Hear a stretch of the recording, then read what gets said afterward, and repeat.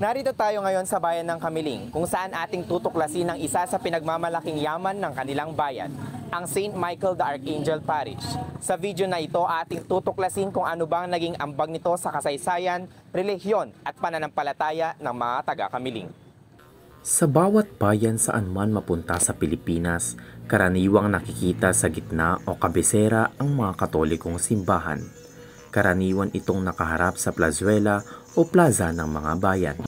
Kaya nasa kabisera o sentro ang mga simbahan dahil mas malaki ang tiyansa na mapansin ito ng mga tao at makakuha ng mga magsisimba. Sa bayan ng Kamiling sa probinsya ng Tarlac, nakatayo ang isang guho o ruins ng isang simbahan. Simbahan na naging parte na ng kasaysayan, hindi lamang ng Kamiling, hindi lamang ng Tarlac, kung hindi ng buong Pilipinas. Sa ngayon, ito na lamang ang bubungad sa iyo pag napadpad ka sa bayan ng Kamiling.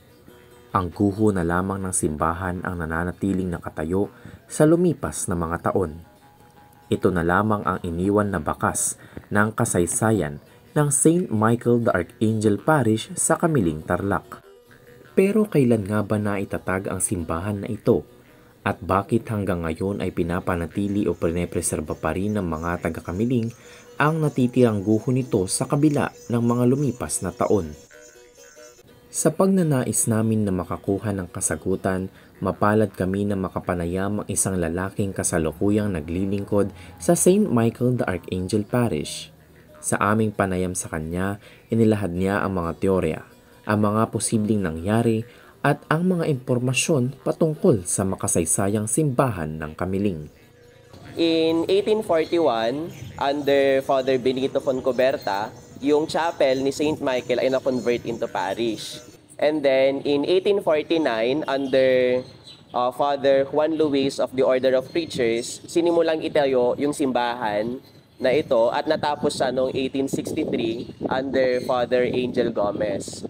However, nasira yung structure because of an earthquake in 1880, muling itinayo. And in 1994, it was recognized by the National Historical Commission as a significant and historical place. However, nasunog siya noong 1997. Efforts were made para ma-restore yung simbahan pero lahat yun nag-fail. Kaya makikita natin ngayon sa tabi ng simbahan, ng ruins, may bago ng simbahan na itinayo noong 2010. Mahalaga na ma-preserve yung mga ganitong simbahan. Number one, kasi sa Tarlac, dalawa lang ang heritage churches natin. Yung isa ay nasa Concepcion, pangalawa ito. And actually, this church used to be the biggest and most beautiful church in Tarlac. However, noong 1997, nasunog yung simbahan. Mahalaga na ma-preserve pa rin to kahit ruins na lang. Kasi kapag nakikita namin to, mas nararamdaman namin yung connection namin sa mga ancestors namin. Kasi mababanaag dito sa strukturang to yung mga paghihirap, yung mga struggles, and yung hopes ng aming mga nakalipas na mga taga-Kamiling, which makes it connected yung future, yung present, and yung past ng aming bayan. Nabigyan kami ng pagkakataon na mapasok ang guho ng lumang simbahan. Sa ngayon, ito na lamang ang may papakita ng bakas ng nakaraan. Namamahay na ang mga ibon at paniki sa dating makasaysayang mga pader nito. Ang tipak ng mga bato at ang mga ginamit na bakal na siyang ginamit sa pagsasaayos ng simbahang nasunog. Makikita natin ngayon, ito yung tinatawag na ladrillo o sa Ingles ay bricks. So ito yung pangunahing materyales na pinanggawa ng simbahan ng St. Michael the Archangel Parish dito sa Kamiling. Particular ito na ginagamit sa mga simbahan na matagal na o particular na itinatag noong ika-18 siglo. Sa kasalukuyan, marami nang nakapwesto dito na mga nagtitinda. Pero dati kung titingnan natin sa mga larawan, dito nakatatag yung Porta Sancta o main door ng parish ng St. Michael the Archangel. Pero ngayon, hindi na siya nakikita dahil natakpan na siya ng tiyangge. At ngayon, marami na rin mga nagpwesto dito. Although nadadaanan pa rin naman siya, pero ngayon hindi na nakikita yung fasad ng simbahan. Nakakalungkot na ang mga pader na puno noon ng mga guhit simbahan ay napalitan na ngayon ng mga vandalismo. mga markang dumungis sa nooy banal at sagradong pader ng simbahan. Mababakas din ang mga ugat sa pader ng simbahan na naging saksi na sa nakalipas na taon pagkatapos nitong masunog. Tila ba binawi na ng kalikasan ang lugar kung saan nakatirik ang dating puok dalanginan ng Kamiling. Makikita natin ngayon sa likuran ko, ito yung pinaka-altar o pinaka-sentro ng simbahan dati. So dito ginaganap yung misa ng ating mga parokyano. So ngayon makikita natin na puro na lang siya damo, puro siya mga puno. At ngayon ay pinapamugaran na siya ng mga ibon. Ito ang itsura ng dating retablo ng simbahan bago ito masunog. Puno ng imahen at ingrande kung titignan. Paanong ang ganito ay nauwi sa ganito? Puno na lamang ng katahimikan ang dating silid na puno ng galak at awit sa pagsamba at papuri sa Diyos. Ito naman ang dating kinalalagyan ng dome ng dating simbahan. Ang mga Katolikong simbahan na naitatag sa panahon ng Kastila ay kilala sa pagkakaroon ng matayog o mataas na dome. May paniniwala kasi na kapag mataas ang dome ng simbahan ay siya ring kahulugan na mas malapit tayo sa langit at sa Panginoon. Isa ito sa pinakasikat at pinakakontrobersyal na simbahan sa ating bansa. Dahil di umano ayon sa sabi-sabi, nagsimba rito ang ilang kinikilalang tao na parte ng kasaysayan. Architecturally speaking, I think it's no longer a question kung bakit itinuturing ito isa sa pinakamagandang simbahan sa rehiyon. But I believe what makes it beautiful and unique is yung cultural and historical significance itong simbahan sa Kamiling. Kasi if we will go back to our history, dito nanggaling si Maria Clara, the heroine in Noli Me Tangere, which was known in real life as Leonor Rivera. Kaya sa tuwing nandito tayo sa ruins, nararamdaman natin na it's like you are with Maria Clara pero you are just separated with time. And aside from that, if you are familiar with Francisco Macabulos, yung monument doon sa harap ng Capitol, he was considered to be Tarlac's hero because one of his achievements ay napatay niya si Pedro Pedroche. And this exact place, itong ruins ng simbahan, ay yung naging death place ni Pedro Pedroche in our history. So maraming mga historical na pangyayari ang naganap sa simbahan na ito, which makes it more beautiful and significant, not just architecturally, but more so in its history. Nakakatuwang malaman na ang mga taong parte ng kasaysayang pinag-aaralan natin sa paaralan ay naging bahagi ng kasaysayan ng simbahan na ito. Ngunit gaano nga ba ito katagal na kinilala bilang National Historical Monument?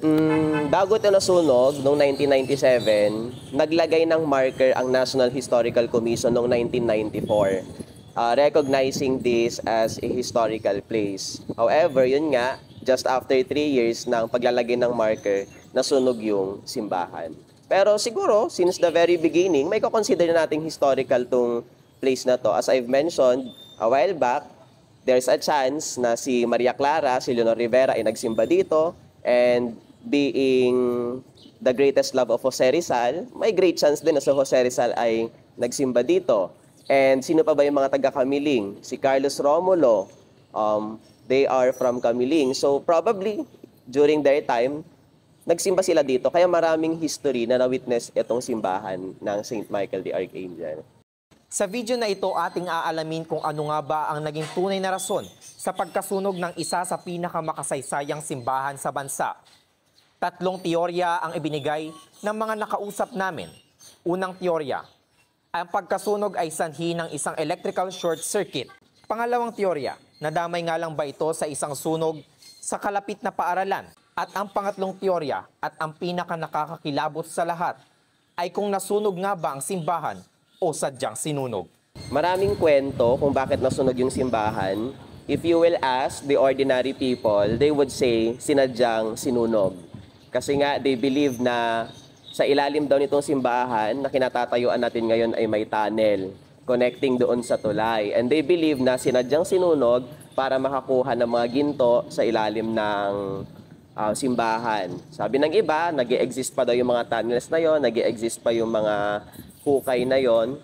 Pero if you will read some sources na pinublish naman, nasunog to because of short circuit. Yun yung sinasabing sanhi ng pagkasunog, nagsimula daw siya sa Kamiling Catholic School, yung ruins dito sa kabila hanggang sa umabot dito sa may simbahan. Pero again, pagtatanungin mo pa rin yung mga tao, mas naniniwala sila doon sa kwentong sinunog. Narito naman tayo ngayon sa choir loft ng ruins ng simbahan ng St. Michael the Archangel Parish. So dito umaawit ang mga choir dati nung functional pa ang simbahan na ito. Ayon sa kanila ay tinangka na i-restore ang simbahan na ito ngunit hindi kinaya dahil sa kakulangan ng budget. Bali ang natapos lang sa reconstruction na ginawa nila ay itong mga bubong na ito kung saan gumamit na sila ng bakal. Ngunit gaya nga ng sinabi ay hindi na kinaya ng budget. Ito ang mga larawang aming nakalap noong nasusunog ang simbahan ng St. Michael the Archangel. Ika-13 ng Abril, taong 1997, nilamon ng apoy ang simbahan na naglalaman ng kasaysayan na hanggang ngayon nasa isip pa rin ng karamihan sa Kamiling. Nakakalungkot mang malaman ang sinapit ng simbahan, ngunit gaya nga ng kasabihan nating mga Pilipinong Katoliko, dumaan man ang bagyo o anumang sakuna, hindi pa rin matitinag ang pananampalataya nating mga Katoliko, sapagkat sa bawat pagbagsak, mayroon laging pagbangon. Sa kasalukuyan ay may bago ng simbahan na nakatayo sa tabi lamang ng guho ng lumang simbahan. Ibang-iba na ang itsura nito kung ikukumpara sa dati. Mas moderno na ang pagkakagawa at hindi na gaya sa orihinal na disenyo nitong Baroque. Ang bagong simbahan ay sinimulang itayo noong 2004. Natapos ang paggawa noong 2010 at binasbasan ni dating obispo ng Tarlac na si Bishop Senense. Ayon kay Ginoong Villamin, ang bagong simbahan ay nagkakahalaga ng 64 million pesos na nakatirik sa 2,640 square meters ng lupa. Matayog man kung titignan sa labas, ngunit ayon sa kanya, hindi mapapantayan nito ang tayog ng dating simbahan. Sa kasalukuyan makikita nyo sa aking likuran, ito na yung pinakabago o nagagamit na parish ng St. Michael the Archangel Parish dito sa Kamiling, Tarlac. So itinatag ito noong 2004 and kung ihahalin tulad natin sa dating parokya nila, napakalayo. Ngunit hindi naman yun ang mahalaga. Ang mahalaga ay meron na sila nagagamit muli sa mga gawaing pangliturhiya upang madedicate nilang sarili nila sa pagsamba sa Panginoon. Makikita sa bagong altar ng simbahan na hindi na ito gaya ng dating retablo. Mas elevated na rin ang altar kumpara sa dati. Gayunpaman ay nakakamangha pa rin sa malapitan ang detalye nito na puno ng imahen at mga bulaklak.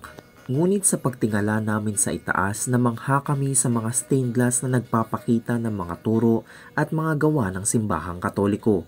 Nakakamangha ang mga kulay at detalye na tila buhay dahil sa sinag ng araw.